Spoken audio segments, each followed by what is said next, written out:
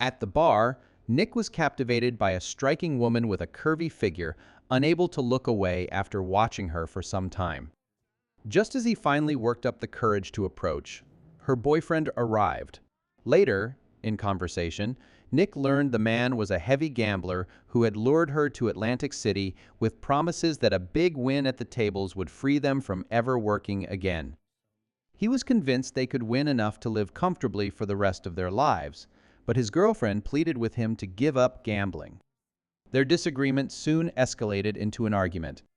Sensing the tension, Nick picked up his drink, walked over, and began flirting with her. Not wanting things to get out of hand, she quickly took her boyfriend by the arm and led him out. But Nick refused to drop it. He snatched the man's wig off and laughed at his bald head. The man, furious yet wary of Nick's imposing build, tried to walk away with his girlfriend. As they headed for the door, Nick kept jeering. Finally, the man snapped, spun around, and drove a few punches into Nick's stomach. His girlfriend, thrilled by his show of courage, wrapped her arms around him with pride. In truth, the entire confrontation was staged. The man had hired Nick to play the part of an aggressor, giving him the chance to look like a hero. Once the act was over, Nick was well paid for his performance.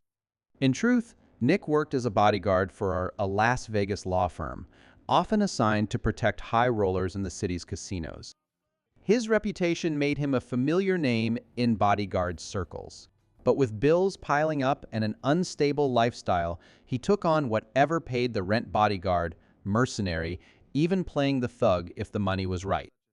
As long as the job was lucrative and didn't cross his moral line, Nick accepted it.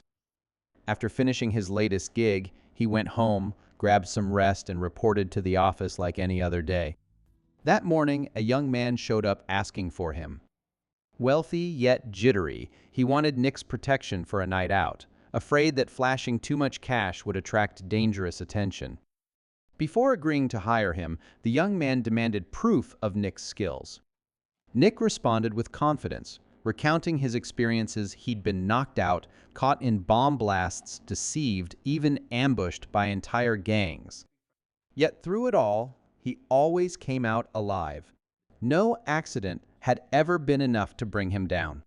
Beyond sheer toughness, Nick carried impressive credentials: a pilot's license, a black belt in karate earned in Tokyo, and, surprisingly, an economics degree from Yale. He could memorize nearly an entire front page of the New York Times in minutes and still recall it weeks later. The young man was clearly impressed. Nick had also won the National Gold Medal Championship 3 years in a row and spoke 4 languages fluently. Then, with a grin, he confessed to having one bad habit: he was a chronic bullshitter. To his surprise, the young man burst out laughing and liked him even more for his honesty. In the end, he decided to hire Nick as his personal bodyguard.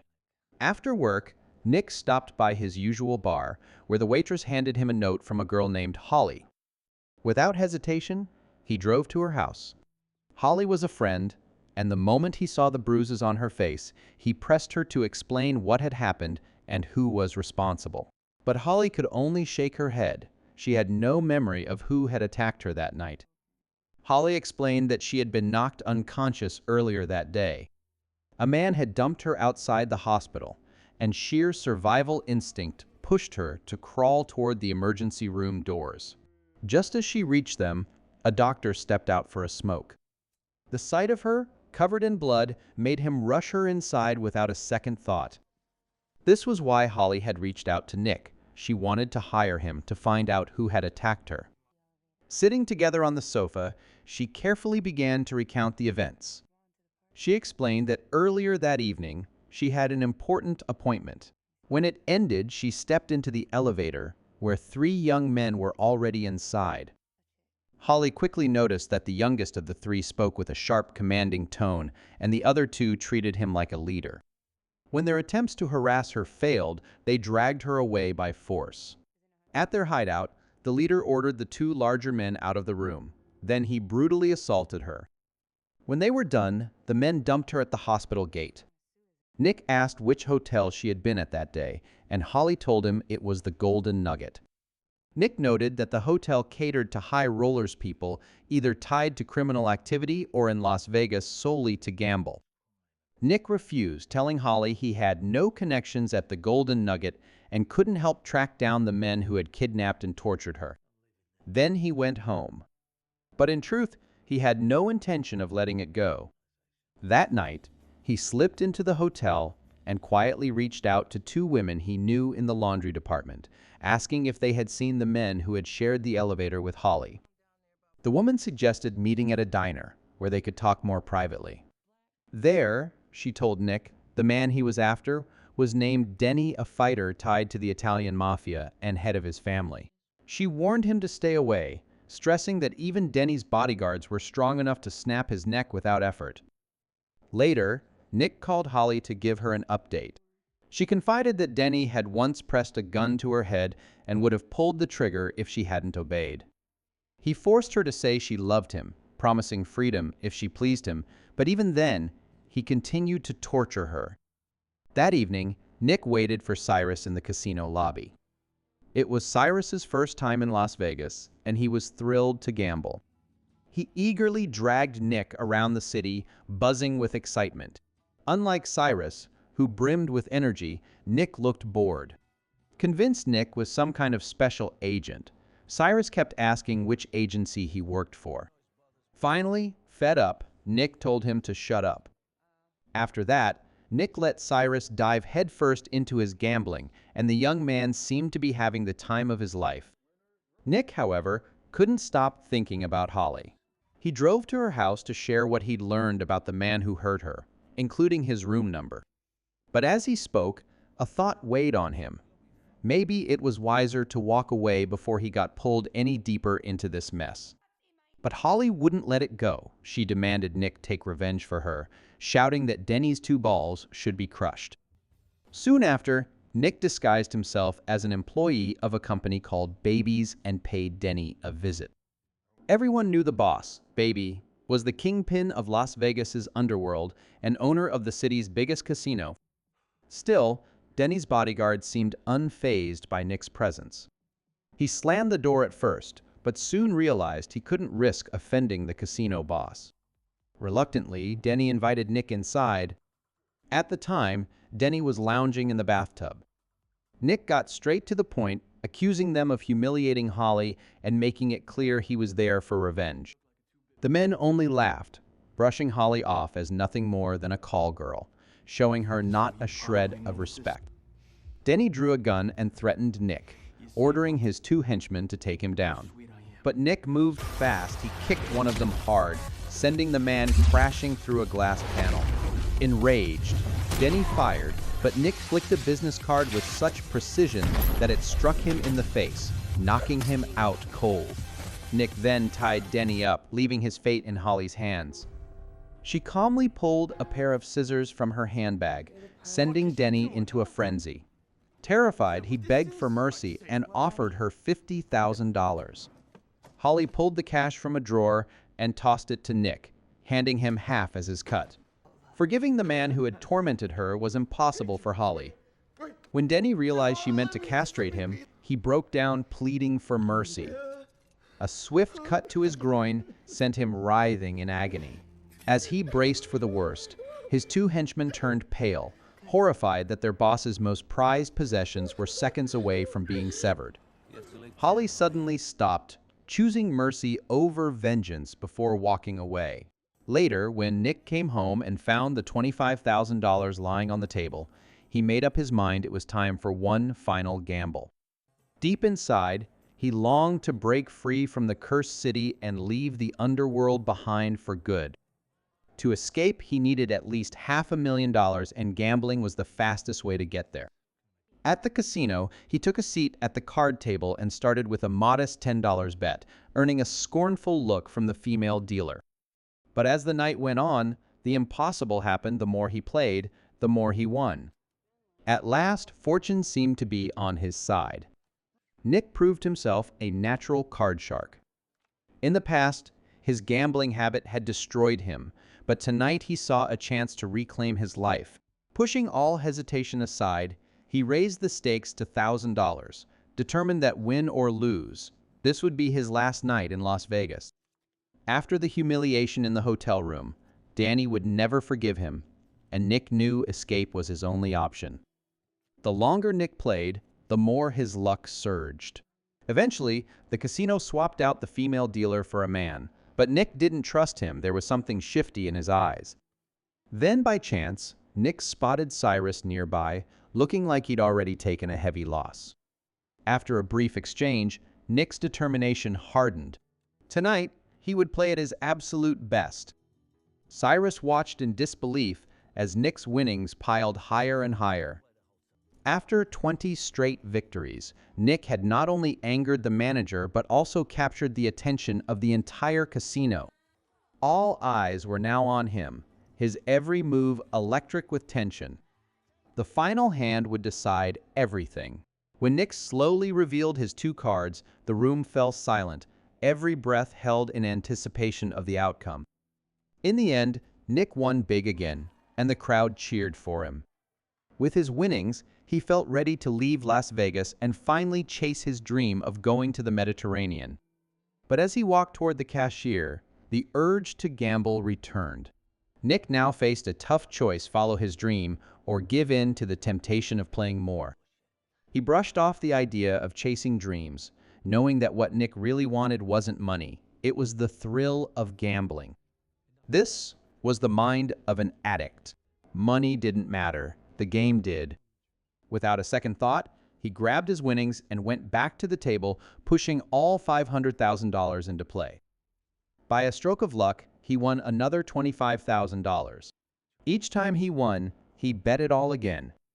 His uncanny ability to read the dealer's cards showed he was no longer just passionate. He was a master. But luck eventually ran out. He lost the entire $525,000. Still, the crowd cheered, impressed by his courage and skill. Nick couldn't stop regretting the loss of his retirement money. His gambling addiction was out of control. Cyrus brought him back to the hotel to rest and finally opened up. He admitted he was a weak man, afraid of aging and being attacked by younger people.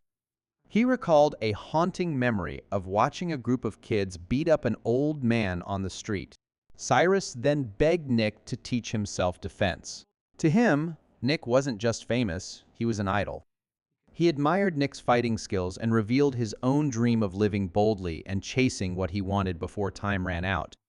With only his mind to rely on for survival, Cyrus believed self-defense was the only protection he could have. Cyrus made Nick an offer he couldn't resist, partnering up to improve their chances at the casino. But Nick wasn't interested and headed to the bar instead. At that moment, two large men approached and said Danny wanted to see him. Unfortunately for them, they picked the wrong time. Nick had just lost more than $500,000. Fueled by rage, Nick smashed a glass over one henchman's head and attacked them both, unleashing his frustration. More men rushed in to stop him, but with his speed and skill, Nick fought them off one by one and defeated them all. What else could they expect? Nick was a master of both gambling and combat, and these street thugs were no match for him. The fight raged on until the casino boss's men stepped in, ordering him to stop. Then the boss himself appeared, saying he had received a complaint from Danny. The accusation was serious. Nick had supposedly used a gun to kill two of Danny's men and stolen money to fund his gambling. To clear his name, Nick had no choice but to face Danny directly. But Danny twisted the story with blatant lies. He claimed Nick had stormed into the room, aimed a gun at his head, knocked out two of his men, tied them to chairs, and shot them. He even accused Nick of stealing $50,000 from his desk. Adding to the act, Danny pretended not to understand why Nick had attacked him, insisting he'd done nothing to provoke it. Nick's cold stare said it all. Let's see how long you can keep lying. The casino boss, however, wasn't fooled. He knew Danny had made the whole thing up. After all, Nick didn't need a gun. He was more than capable of taking down anyone with just his fists or even an ashtray. At that moment, Nick revealed the real reason behind his vengeance. Danny was the one who had raped and viciously tortured Holly. Seeking justice, Nick had helped her take revenge. She had left her mark on him, a deep scissor wound across his manhood. The casino boss then ordered Danny to strip and prove it, driving him to the edge of losing control. Danny was humiliated once again, and this time he vowed to take revenge on Nick. The next morning, Cyrus met Nick one last time before leaving for his city. Unable to resist, he delivered a parting jab saying he regretted ever admiring someone like Nick. In the end, he claimed, Nick was no different from him, just another weak man.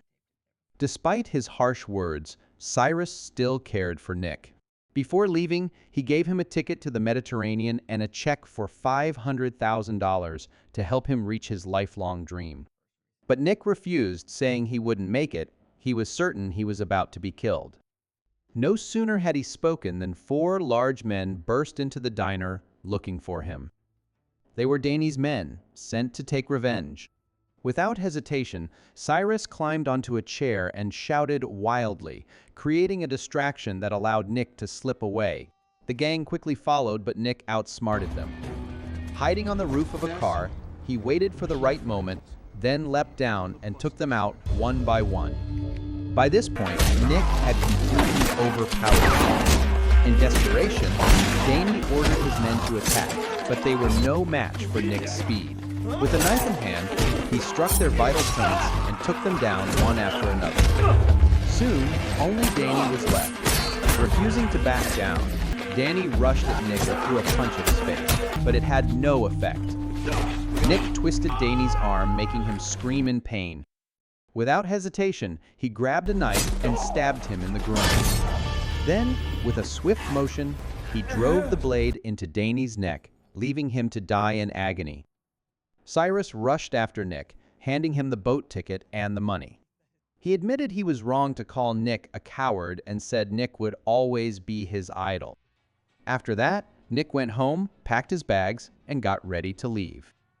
And with that, the story comes to an end.